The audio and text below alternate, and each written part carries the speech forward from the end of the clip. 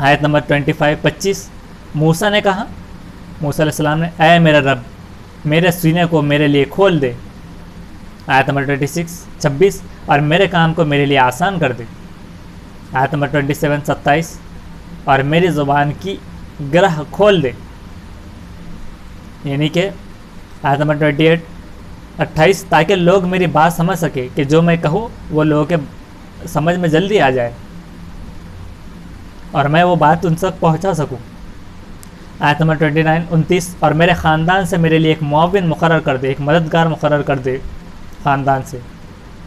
آیت نمبر 30 پھر ہارون کا نام لیا. ہارون جو کہ میرا بھائی، یعنی موسیٰ علیہ السلام کے بھائی کا نام ہارون تھا. ہارون جو کہ میرا بھائی ہے. آیت نمبر 31 اس کے ذریعے سے میری کمر کو مضبوط کر دے. آیت نمبر 32 اور اس کو میرے کام میں شریک کر دے، شامل کر دے کام میں. آیت نمبر 33 تاکہ ہم دونوں کثرت سے تیری پاکی بیان کریں، کہ دونوں مل کر کثرت سے بہت خوب اور زیادہ تیری پاکی بیان کریں. آیت نمبر 34 اور کثرت سے بہت زیادہ تیرا چرچا کرے، تیرا ذکر کرے. آیت نمبر 35 بے شک تو ہم کو دیکھ رہا ہے. آیت نمبر 36 فرمایا، یعنی اللہ نے فرمایا کہ دے دیا گیا تم کو اے موسیٰ تمہارا سوال. آیت نمبر 37 اور ہم نے تمہارے اوپر ایک بار اور احسان کیا ہے، یعنی اللہ نے. آیت نمبر 38 جب کہ ہم نے تمہاری ماں کی طرف وحی کی جو وحی کی جا رہی ہے. آیت نمبر 39 کہ اس کو صندوق میں رکھو، پھر اس کو دریا میں ڈال دو، پھر دریا میں اس کو کنارے پر ڈال دے. کہ مطلب یہ جو فرعون تھا اس کو پتہ چل گیا تھا کہ اسے مارنے کے لیے اس کی ہی قوم سے ایک موسیٰ علیہ السلام کے نام سے ایک بچہ پیدا ہوگا. تو تب سے وہ سارے جو خاندان مطلب گاؤں کے لوگ تھے، وہاں کے جو بستی کے لوگ تھے، جو بھی بچہ پیدا ہوتا تھا اس تک خبر اس کو پہنچ جاتی تھی. وہ سب کو مقرر کر کے رکھتا تھا اور اسے قتل کر دیتا تھا. تو اس طرح سے وہی موسیٰ علیہ السلام کے والدہ کو بھی پہنچی تھی غیب سے، یعنی ایک فرشتے کے ذریعے کہا جائے کہ انہوں نے کہا تھا کہ یہ جو موسیٰ علیہ السلام ہے تو ان کو تم صندوق میں ڈال کے دریا میں ڈال دو. تو اس کا اللہ تعالیٰ نے وہ احسان کا ایک بات بتائی اور یہ کہا کہ جو تم نے چاہا ہے تو وہ بھی ہم کر دیں گے. تو اس طرح سے احسان ایک مرتبہ اللہ تعالیٰ نے یاد دلاتے ہوئے وہ چیز ان کو یاد دلائی کہ جو تمہاری ماں تھی اس کے طرف جو وحی کی گئی صندوق میں رکھو اور پھر اس کو دریا میں ڈال دو اور پھر دریا کے کنارے پر اس کو ڈال دے. تو پھر وہ شخص دوسرے نے اٹھا کر لے گیا تھا اور وہاں سے پھر اس طرح سے یہ واقعہ آگے. آیت نمبر 39 کہ اس کو صندوق میں رکھو، پھر اس کو دریا میں ڈال دو، پھر دریا اس کو کنارے پر ڈال دے. یعنی دریا کو پھر حکم دیا کہ کنارے پر ڈال دے. اس کو ایک شخص اٹھا لے گا جو میرا بھی دشمن ہے اور اس کا بھی دشمن ہے. یعنی فرعون کو اولاد نہ ہونے کی وجہ سے وہ بہت غمگین رہتا تھا، اس کو بھی ایک احساس ہوتا تھا، لیکن ڈر بھی تھا وہیں بستی کے قوم کے بچوں کا کہ اس کا وہ دشمن نہ ہو. تو اس وجہ سے یعنی دشمن کے مطلب دشمن جو اللہ کا بھی ہے اور جو خود جو بچے کو اٹھا رہا ہے ان کا بھی دشمن ہے، وہ اٹھا لے گا. تو اللہ تعالیٰ کیسا یعنی کام بنانے والا ہے، بگڑی بنانے والا ہے صرف اللہ ہی ہے کہ وہ دشمن سے بھی کام لے سکتا ہے ایک مرتبہ. اور اللہ نے اس دشمن کے دل میں بھی محبت ڈال دی تھی. اس کو ایک شخص اٹھا لے گا جو میرا بھی دشمن ہے اور اس کا بھی دشمن ہے، اور میں نے یعنی اللہ نے اپنی طرف سے تم پر ایک محبت ڈال دی کہ بچہ دیکھ کر ایک دم محبت آ جانا، یہ کتنا پیارا بچہ ہے، اور تاکہ تم میری نگرانی میں پرورش پاؤ. اور حالانکہ اللہ کی نگرانی میں ہی وہ پرورش پا رہے تھے. آیت نمبر 40 جب کہ تمہاری بہن چلتی ہوئی آئی، پھر وہ کہنے لگی کیا میں تم لوگوں کو اس کا پتہ دوں جو اس بچے کی پرورش اچھی طرح کرے. کہ ان کی جو بہن تھی موسیٰ علیہ السلام کی، وہ چلتی ہوئی اور کہنے لگی کہ کیا میں تم کو ان لوگوں کا پتہ دوں جو اس کی بچے کی اچھی طرح پرورش کرو. اب پرورش کے لیے چاہیے تھی کوئی اس کو سنبھالنے والی، کہ کوئی ایسی سمجھو عورت کہ جو پالن پوشن کر سکے، بچے کو دودھ پلا سکے ایک طرح سے رضاعی ماں کی طرح، تو اللہ تعالیٰ نے اس کا بھی انتظام اسی طرح کیا کہ ماں سے بچہ تو جدا کیا لیکن پھر اسے اسی سے ملا دیا۔ تو اللہ تعالیٰ تو بے شک 70 ماؤں سے زیادہ محبت کرنے والا ہے، تو کس طرح سے تدبیر کرنے والا اللہ تعالیٰ کہ ایک طرح سے یعنی اس سے بھی بچا لیا ڈائریکٹ کہ انڈائریکٹلی، حالانکہ غیب سے کچھ کرشمہ ہو سکتا تھا، لیکن اللہ تعالیٰ نے کئی سی پلاننگ کی، لمبی پلاننگ، اور بے شک وہ بڑا پلاننگ کرنے والا ہے، بڑا کارساز ہے کہ وہ وہی کی اور وہی سے پھر وہ بچے کو دریا میں ڈالنا لگایا، دریا کنارے پر گیا، کنارے سے مطلب وہ صندوق گیا، اور پھر وہ دشمن نے اٹھایا، دشمن نے دیکھ کر ترس آیا، پھر اس نے اعلان کیا کہ کوئی اگر ایسی عورت ہے جو بچے کو پالن پوشن کر سکے، تو اس کے ہی بہن کے ذریعے اس نے جب خبر پائی کہ یہ تو وہی اس کا بھائی ہے، تو اس نے بتایا کہ ایک عورت ایسی ہے جو اس کا پالن پوشن اچھا کر سکتی ہے اس طرح سے، کہ جب کہ تمہاری بہن چلتی ہوئی آئی، پھر وہ کہنے لگی کہ کیا تم لوگوں کو اس کا پتہ دوں جو اس بچے کی پرورش اچھی طرح کرے؟ پس ہم نے تم کو تمہاری ماں کی طرف لوٹا دیا تاکہ اس کی آنکھ ٹھنڈی ہو اور اس کو غم نہ رہے۔ تو اللہ نے اس طرح سے بھی خیال کیا کہ ماں کو یاد نہ آئے بچے کی، کہ اس تک وہ پہنچا دیا، اور تم نے ایک شخص کو قتل کر دیا، پھر ہم نے تم کو اس غم سے نجات دی، اور ہم نے تم کو خوب جانچا کہ موسیٰ علیہ السلام سے ایک شخص کا قتل ہو گیا، تو پھر اللہ تعالیٰ نے اس غم سے ان کو نجات دی اور ان کو خوب جانچا، پھر تم کئی سال مدین والوں میں رہے، پھر تم ایک اندازے پر آ گئے اے موسیٰ، کہ قوم میں رہے وہ لوگ، وہ موسیٰ علیہ السلام، پھر وہ ایک اندازے پر آ گئے۔ آیت نمبر 41 41، اور میں نے یعنی اللہ نے تم کو اپنے لیے منتخب کیا، چن لیا۔ آیت نمبر 42 42، جاؤ تم اور تمہارے بھائی میری نشانیوں کے ساتھ، تم اور تمہارے بھائی اللہ کی نشانیوں کے ساتھ جاؤ، اور تم دونوں میری یاد میں سستی نہ کرنا، تم دونوں یاد میں سستی نہ کرنا۔ تو یہاں پر بھی ایک نبی کو اللہ تعالیٰ نے اس طرح بتا دیا، تو ہم تو یعنی کہ گناہ گار بندے ہیں، تو یہ جب نبی کو یہ کہہ دیا اللہ نے کہ میری یاد میں سستی نہ کرنا، پھر ہمارا عالم کیا ہوگا؟ ہمیں تو اور زیادہ کثرت کرنی چاہیے۔ آیت نمبر 43 43، تم دونوں فرعون کے پاس جاؤ کہ وہ سرکش ہو گیا ہے۔ آیت نمبر 44 44، پس اس سے نرمی کے ساتھ بات کرنا، شاید وہ نصیحت قبول کرے یا ڈر جائے۔ اسلام کتنا اچھا مذہب ہے اور کتنا اچھا احکام اللہ نے دیا ہے کہ ایک دشمن جو اللہ تعالیٰ نے تھوڑی دیر پہلے اس آیت میں کہا کہ وہ تو اللہ کا بھی دشمن تھا اور موسیٰ کا بھی، لیکن پھر بھی اللہ تو قادر ہے کہ کن کہہ دے تو اس کو پلٹ دے، اس کو موت آ جائے۔ یعنی جب ہم شیر بننے لگتے ہیں کسی کو دیکھ کر کہ کوئی ہمیں بچا لے گا، گھر کا فرد یا پھر جو بھی، اور ہم زیادتی کرنے لگتے ہیں، لیکن اللہ نے وہاں پر اس کی پوری سلطنت، پورے ملک، پوری کائنات ہونے کے باوجود کہا کہ اس سے نرمی کے ساتھ بات کرو، شاید کہ وہ نصیحت قبول کرے یا ڈر جائے۔ آیت نمبر 45 45، دونوں نے کہا کہ اے ہمارے رب، ہم کو اندیشہ ہے کہ وہ ہم پر زیادتی کرے یا سرکشی کرنے لگے۔ دونوں نے کہا کہ اب تو وہ بادشاہ تھا، تو اے ہمارے رب کہ ہم کو اندیشہ ہے کہ ہم پر زیادتی نہ کرے یا سرکشی نہ کرے، کہ ظلم نہ کرنے لگ جائے۔ آیت نمبر 46 46، فرمایا کہ تم اندیشہ نہ کرو، مطلب اس طرح سے اندیشہ نہ کرو، میں تم دونوں کے ساتھ ہوں، یعنی اللہ تم دونوں کے ساتھ ہے، سن رہا ہوں اور دیکھ رہا ہوں۔ آیت نمبر 47 47، پس تم اس کے پاس جاؤ اور کہو کہ ہم دونوں تیرے رب کے بھیجے ہوئے ہیں، پس تو بنی اسرائیل کو ہمارے ساتھ جانے دے اور ان کو نہ ستا، ہم تیرے رب کے پاس سے ایک نشانی بھی لائے ہیں، اور سلامتی اس شخص کے لیے ہے جو ہدایت کی پیروی کرے۔ آیت نمبر 48 48، ہم پر یہ وحی کی گئی ہے، یعنی اللہ تعالیٰ نے ان سے یہ کہنے لگا ہے کہ ہم پر یہ وحی کی گئی ہے کہ اس شخص پر عذاب ہوگا جو جھٹلائے اور اعراض کرے، جو دوری اختیار کرے۔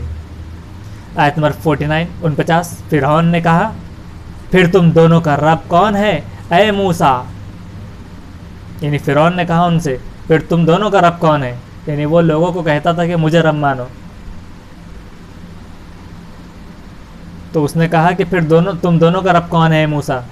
آیت نمبر 50 موسیٰ نے کہا ہمارا رب وہ ہے جس نے ہر چیز کو اس کی صورت عطا کی پھر رہنمائی فرمائی. آیت نمبر 51 فرعون نے کہا پھر اگلی قوموں کا کیا حال ہے؟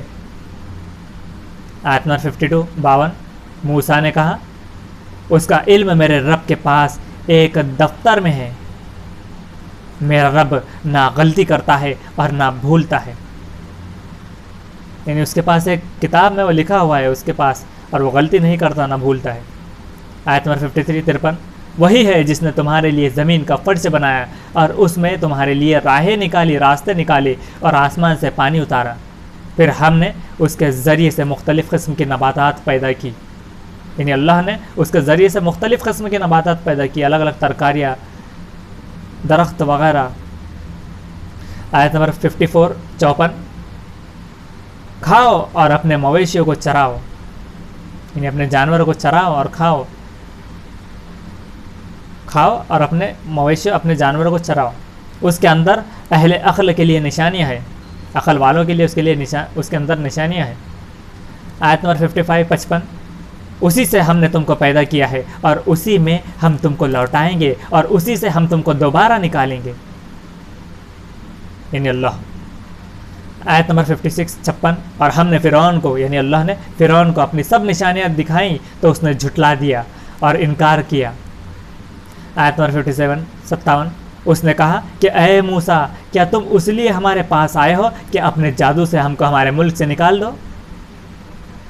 آیت نمبر 58 تو ہم تمہارے مقابلے میں ایسا ہی جادو لائیں گے، پس تم ہمارے اور اپنے درمیان ایک وعدہ مقرر کر لو، نہ ہم اس کے خلاف کریں گے اور نہ تم.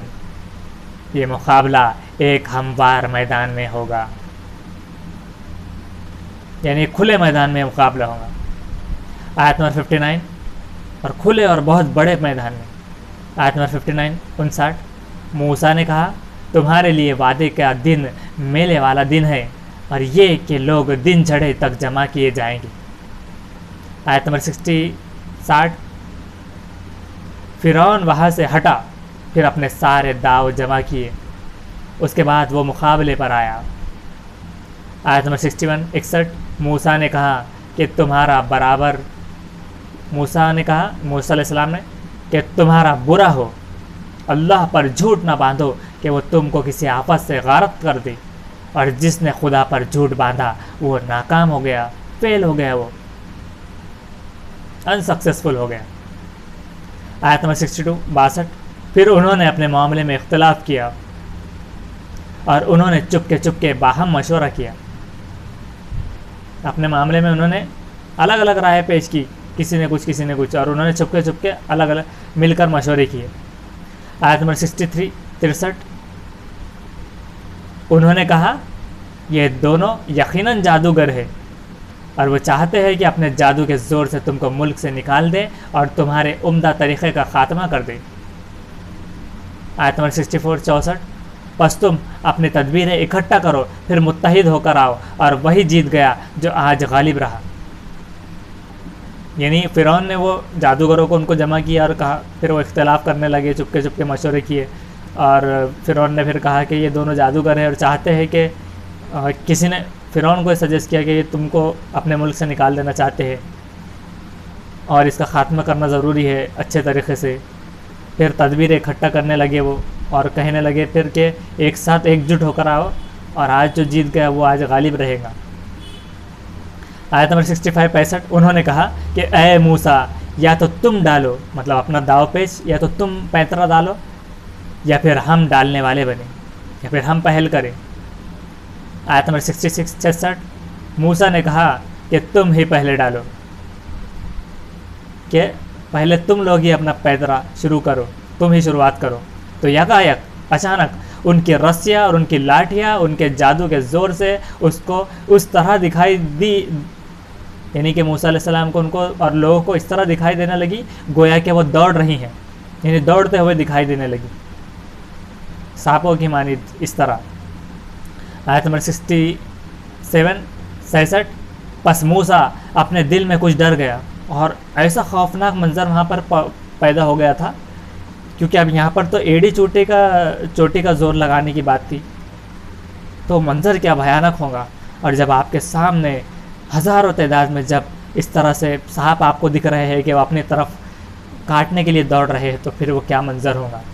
तो एक पल के लिए मूसा अलैहिस्सलाम भी दिल में थोड़ा सा डर गए। आयत नंबर 68 हमने कहा, यानी अल्लाह ने, कि तुम डरो नहीं, तुम ही गालिब रहोगे, कि सक्सेस और जीत तो तुम ही को मिलेंगी, जीत का सहरा तुम्हारे सर ही रहेगा।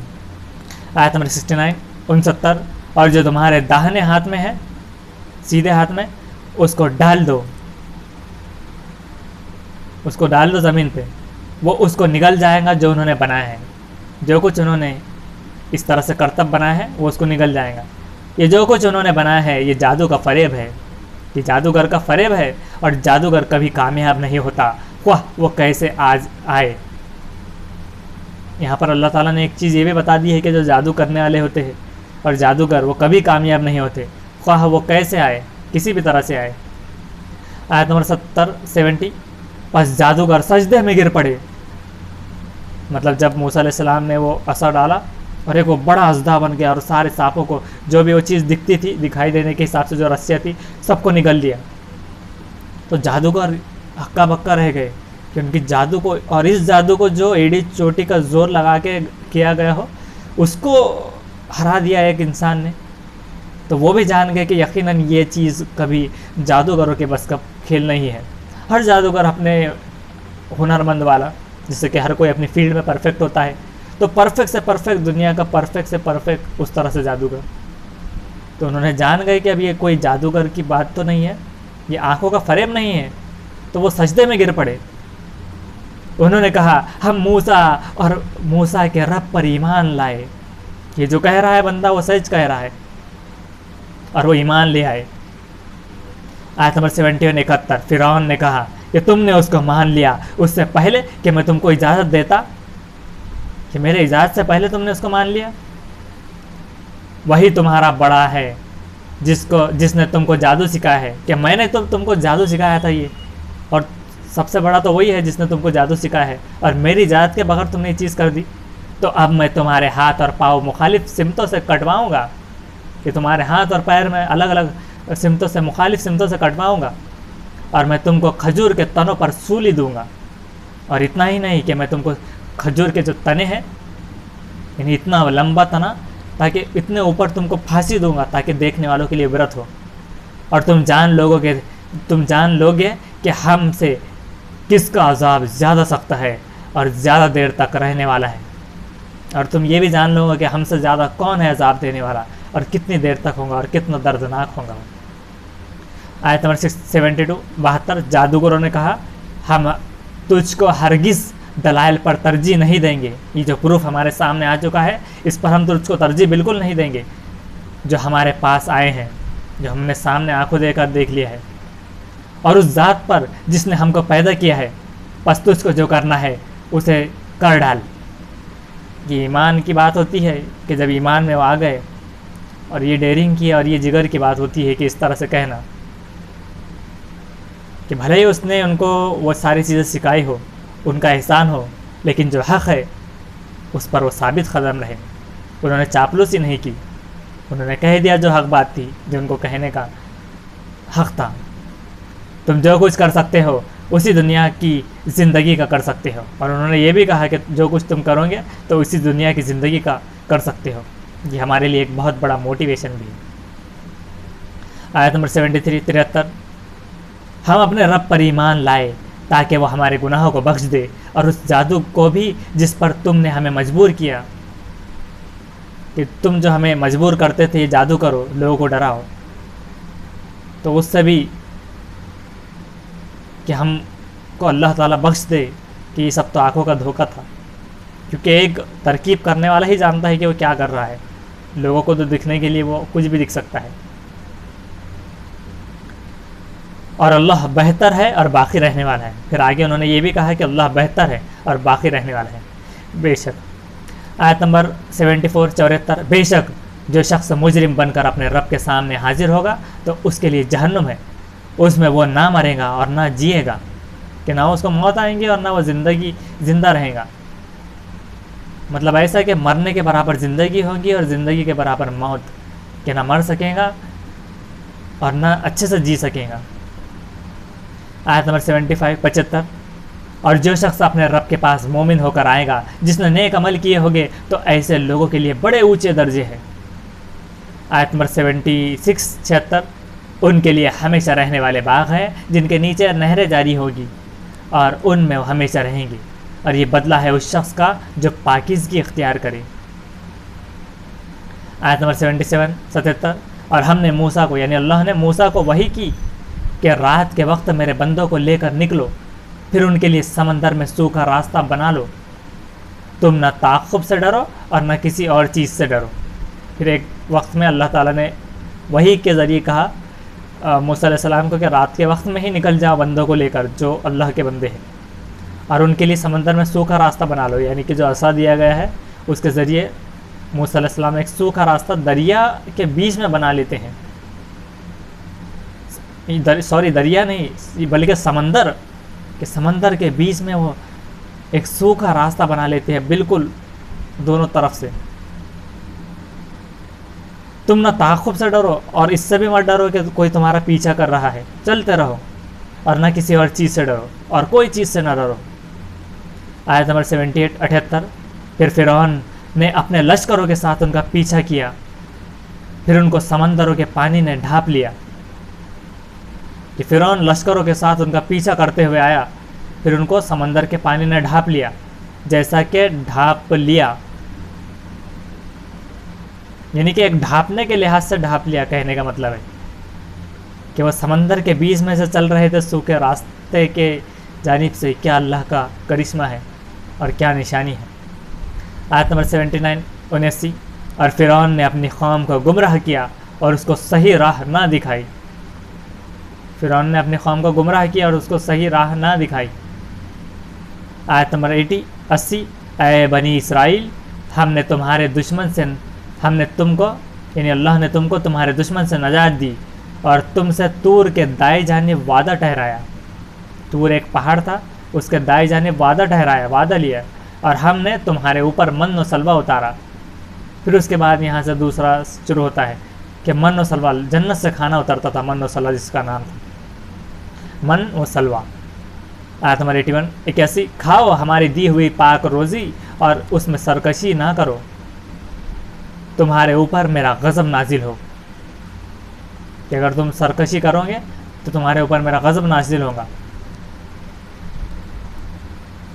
کھاؤ ہماری دی ہوئی یعنی اللہ کی دی ہوئی پاک روزی اور اس میں سرکشی نہ کرو کہ تمہارے اوپر غضب نازل ہو، اور جس پر میرا غضب اترا وہ تباہ ہوا.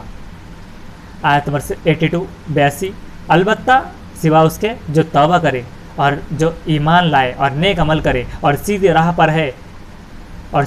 پر رہے تو اس کے لیے میں بہت زیادہ بخشنے والا ہوں. یعنی اللہ بہت زیادہ بخشنے والے ہیں. آیت نمبر 83 83، اور اے موسیٰ، اپنی قوم کو چھوڑ کر جلد آنے پر تم کو کس چیز نے ابھارا؟ کہ اپنی قوم کو جلدی آنے پر تم کو کس چیز نے ابھارا. آیت نمبر 84 84، موسیٰ نے کہا وہ لوگ بھی میرے پیچھے ہی ہیں، اور میں اے میرے رب تیری طرف جلدی آ گیا تاکہ تو راضی ہو.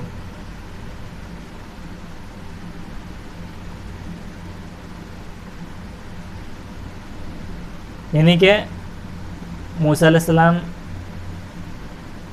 کہیں سے جلدی آ گئے تھے تو خوشی خوشی شاید وہ رب کی طرف آ رہے تھے جلدی کہ اللہ راضی ہو جائے. تو اللہ نے کہا کہ اے موسیٰ، اپنی قوم کو چھوڑ کر جلدی آنے پر کس چیز نے ابھارا؟ کیا چیز کی وجہ سے تم اتنے جلدی آ گئے؟ تو موسیٰ علیہ السلام نے کہا کہ وہ لوگ بھی میرے پیچھے ہی ہیں، وہ پیچھے آ رہے ہیں اور میں اس لیے جلدی آ گیا تاکہ تو راضی ہو کہ میں نے مطلب تیرے حکم کی اتباع کی تو اور خوش ہو. تو اللہ تعالیٰ نے فرمایا آیت نمبر 85 85، فرمایا تو ہم نے تمہاری قوم کو تمہارے بعد ایک فتنے میں ڈال دیا. کہ تمہارے بعد تمہاری قوم کو اللہ نے ایک فتنے میں ڈال دیا، اور سامری نے اس کو گمراہ کر دیا۔ تو یہ اس چیز سے متعلق بھی ہے کہ کچھ 40 روز یا پھر اس طرح سے کچھ وقت تھا کہ اس طرح کے وعدے کے حساب سے موسیٰ علیہ السلام گئے تھے۔ اب چونکہ جب وہاں پر چلنے پھرنے کے حساب سے اور چل کر زیادہ لوگ جاتے تھے اور جو بھی وقت درکار ہوتا تھا، تو بہرحال کہ وہ ایک لمبا وقت گزرا تھا۔ اور سامری کا مطلب انشاءاللہ ہم آپ کو بعد میں ہو سکے تو اس کا میننگ نکال کر ڈالیں گے، یا پھر آپ کہیں سے اسے معلوم کر لیں۔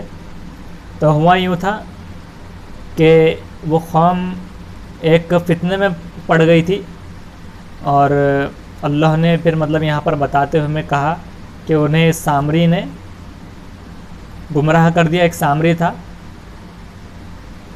اور ایک فتنے میں ڈال دیا اللہ تعالی نے انہیں۔ مطلب ہوا یوں تھا، وہ آگے ہے آیت میں، آپ آگے سنیں۔ آیت نمبر 86-86۔ پھر موسیٰ اپنی قوم کی طرف غصہ اور رنج میں بھرے ہوئے لوٹے، کہ غصے کی مانند بھی اور دکھ میں بھی۔ انہوں نے کہا کہ اے میری قوم، کیا تم سے تمہارے رب نے ایک اچھا وعدہ نہیں کیا تھا؟ کیا تم پر زیادہ زمانہ گزر گیا، کہ بہت زیادہ زمانہ گزر گیا کیا کہ رب نے اچھا وعدہ نہیں کیا تھا؟ یا تم نے چاہا کہ تمہارے اوپر تمہارے رب کا غضب نازل ہو، کہ کیا تم یہ چاہتے تھے کہ اللہ کا غضب تم پر نازل ہو، اس لیے کہ تم نے مجھ سے وعدہ خلافی کی، اور تم نے مجھ سے تو وعدہ خلافی کر لی۔ آیت نمبر 87-87۔ اب یہاں پر قوم رپلائی دیتی ہے ان کی وضاحت کرتے ہوئے۔ انہوں نے کہا کہ ہم نے اپنے اختیار سے آپ کے ساتھ وعدہ خلافی نہیں کی، بلکہ قوم کے زیورات کا بوجھ تھا ہم سے اٹھوایا گیا تھا، تو ہم نے اس کو پھینک دیا۔ قوم کے جو زیورات کا بوجھ اٹھوایا گیا تھا کچھ، تو اس کو انہوں نے پھینک دیا۔ پھر اس طرح سامری نے ڈھال لیا۔ تو اس کا بھی کچھ نکالنا پڑے گا کہ سامری کیا واقعہ تھا۔ سامری نے ڈھال لیا۔ آیت نمبر 88-88۔ پس اس نے ان کے لیے ایک بچھڑا برآمد کر دیا۔ ایک بچھڑا بنایا تھا اس نے، یعنی گائے کا جو بچہ ہوتا ہے کہے تو اس طرح سے بچھڑا۔ ایک مورت یعنی ایک مورتی جس سے بیل کی سی آواز نکلتی تھی، ایک بیل کی آواز نکلتی تھی، یعنی بیل کا بچھڑے کی طرح بچہ تھا وہ، اور اس میں سے بیل کی جیسی آواز نکلتی تھی۔ پھر انہوں نے کہا، یعنی کہ ان لوگوں نے کہتے ہوئے کہا تھا کہ یہ تمہارا معبود ہے، یعنی تمہاری عبادت کے جس کی تم عبادت کرتے ہو یہ وہ ہے، اور موسیٰ کا معبود بھی، کہ موسیٰ علیہ السلام بھی اسی کی عبادت کرتے ہیں۔ اس طرح سے ان کو گمراہ کر دیا گیا تھا۔ موسیٰ اسے بھول گئے، اور ان سے یہ کہا گیا کہ موسیٰ اسے بھول گئے۔ اس طرح سے وہ فتنہ پھیلا دیا گیا تھا۔ آیت نمبر 89-89۔ کیا وہ دیکھتے نہ تھے کہ نہ وہ کسی بات کا جواب دیتا ہے اور نہ کوئی نفع یا نقصان پہنچا سکتا ہے؟ پھر یہاں پر اللہ تعالیٰ نے وضاحت کرتے ہوئے کہا کہ چلو ٹھیک ہے، ان کو کسی نے گمراہ کیا، لیکن ان کی عقل کہا گئی تھی کہ وہ ان سے جب وہ بات کرتے تھے، جب سامنے تھا وہ، نہ وہ کسی کا بات کی جواب دیتا تھا اور نہ کوئی فائدہ پہنچاتا تھا انہیں اور نہ نقصان پہنچا سکتا تھا۔ تو وہ یہ چیز نہیں دیکھ سکتے تھے کہ آیت نمبر 90-90۔ اور ہارون نے ان سے پہلے ہی کہا تھا کہ اے میری قوم، تم اس بچھڑے کے ذریعے سے بہک گئے ہو، اور تمہارا رب تو رحمان ہے، تمہارا رب رحمان ہے، اور یہ بچھڑے کے ذریعے تم بہک گئے ہو۔ ہارون جو موسیٰ علیہ السلام کے بھائی تھے وہ انہیں تاکید کر رہے تھے، بس میری پیروی کرو اور میری بات مانو، کہ میرا سنو، میری بات مانو۔ آیت نمبر 91-91۔ انہوں نے کہا کہ ہم تو اسی کی پرستش میں لگے رہیں گے جب تک کہ موسیٰ ہمارے پاس لوٹ نہ آئے، کہ جب تک موسیٰ علیہ السلام نہیں لوٹ آتے ہم اسی کی پوجا پاٹ کرتے رہیں گے، اسی کو پوجتے رہیں گے۔ آیت نمبر 91-92-92۔ موسیٰ نے کہا کہ اے ہارون، جب تو نے دیکھا کہ وہ بہک گئے ہیں تو تم کو کس چیز نے روکا کہ تم میری پیروی کرو؟ کہ جب تم دیکھ رہے تھے کہ وہ لوگ بہک گئے تو تم کو کس چیز نے روکا تھا کہ تم میری پیروی کرو، کہ وہاں پر ان کو سمجھاؤ۔ آیت نمبر 93-93۔ کیا تم نے میرے کہنے کے خلاف کیا؟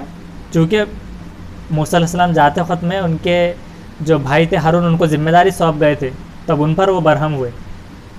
آیت نمبر 94-94۔ ہارون نے کہا کہ اے میری ماں کے بیٹے، تم میری داڑھی نہ پکڑو اور نہ میرا سر، مجھے یہ ڈر تھا کہ تم کہو گے کہ تم نے بنی اسرائیل کے درمیان پھوٹ ڈال دی اور میری بات کا لحاظ نہ کیا. تو یہاں پر سے اس بات سمجھ میں آتی ہے. اور ایک اس سے پہلے بھی جو دوسرے سورے میں اللہ تعالیٰ نے وہ بتائی تھی، تو اس میں یہ کہا گیا تھا کہ موسیٰ گھسیٹتے ہوئے لے گئے تھے ہارون کو، ان کے بھائی کو. اور جب یہاں پر یہ ہارون علیہ السلام کے ورڈنگ استعمال کی جا رہی ہے، جبکہ وہ کہہ رہے ہیں کہ تم میرے داڑھی نہ پکڑو اور نہ میرا سر، تو موسیٰ علیہ السلام ان کی داڑھی پکڑ کر اور سر پکڑ کر کھینچ کر لے گئے تھے. اور چونکہ اور اس سے یہ بھی بہت سارے مفسرین نے لکھا ہے کہ داڑھی چونکہ اتنی ہونی چاہیے کہ ایک مٹھ کم سے کم، چونکہ پکڑ میں ایک مٹھ داڑھی آتی ہے، اس لیے ایک مٹھ داڑھی رکھنا سنت بھی ہے. اور اس طرح سے وہ پہلے سے انبیاء کے دور سے چلی آئی ہے، اس طرح سے کہ وہ ایک مٹھی میں آ جائے اس طرح سے. مجھے یہ ڈر تھا کہ تم کہو گے کہ تم نے بنی اسرائیل کے درمیان پھوٹ ڈال دی ہے اور میری بات کا لحاظ نہ کیا. کہ ان کو یہ ڈر تھا کہ کہیں لوگ لڑنے جھگڑنے نہ لگ جائے، فساد نہ مچ جائے، اور تم آنے کے بعد یہ نہ کہو کہ تم نے بنی اسرائیل میں پھوٹ ڈال دی اور میری بات کا لحاظ نہ کیا. چونکہ اب ان کی بات سے سمجھ میں آتا ہے کہ موسیٰ علیہ السلام انہیں یہ بھی تاکید کر کے کہے گئے ہوں گے کہ بنی اسرائیل میں بالکل بھی پھوٹ نہ پڑنے پائے، یہ ایک جٹ رہے، مل کر رہے، ان میں بالکل فساد نہ ہونے پائے. تو انہیں یہ ڈر تھا، یہ اندیشہ تھا کہ پھوٹ پڑ جائیں گی، اس لیے بھی انہوں نے اور زیادہ صرف سمجھاتے رہے اچھے سے. وہ لوگ مطلب ہارون انہیں صرف سمجھاتے رہے اور انہوں نے زیادہ سخت رویہ اپنایا نہیں. آیت نمبر 95 موسیٰ نے کہا کہ اے سامری تمہارا کیا معاملہ ہے. تو ہو سکتا ہے کہ سامری اس کی ورڈنگ استعمال کی گئی ہو کہ جو مورتی بدھ بناتا تھا، کہ جس نے اس طرح سے مورتی اور بدھ ان سے زیورات لیا اور کچھ زیورات پھر چاہے مار بھی لیا ہو، چونکہ اس کا ایمان تو خراب تھا، جبکہ اس نے گاڈ کو بتانے کے حساب سے جب وہ اس طرح سے نیچے گر سکتا ہے تو اس طرح اس نے لوگوں کو بیوقوف بنایا ہو، اور اس نے اس طرح سے وہ بنا کر دے دیا ہو کہ یہ تمہارے موسیٰ کا رب ہے اور تم سب کا بھی نعوذ باللہ. تو موسیٰ علیہ السلام نے اب سامری کو پکڑا کہ تمہارا کیا معاملہ ہے. آیت نمبر 96 اس نے کہا کہ مجھ کو وہ چیز نظر آئی جو دوسروں میں کو نظر نہیں آئی، تو میں نے رسول کے نقش قدم سے ایک مٹھی اٹھائی اور وہ اس میں ڈال دی. یعنی کہ جو رسول کے نقش قدم، یعنی قدم جو نقش قدم جو پڑتا ہے، نقش قدم یعنی کہ جو قدم کا نقشہ، کہ قدم جہاں سے چلتے ہیں. اب یہ بھکتی کے طور پر اس طرح سے چلا گیا تھا کہ یہاں سے پیغمبر گئے ہیں اور کچھ لوگوں نے اس طرح سے ہی ان کے الگ الگ مذہب اور اس کے ریلیجن تیار کر رکھے ہیں. کہ اس نے کیا کیا ہے کہ یہ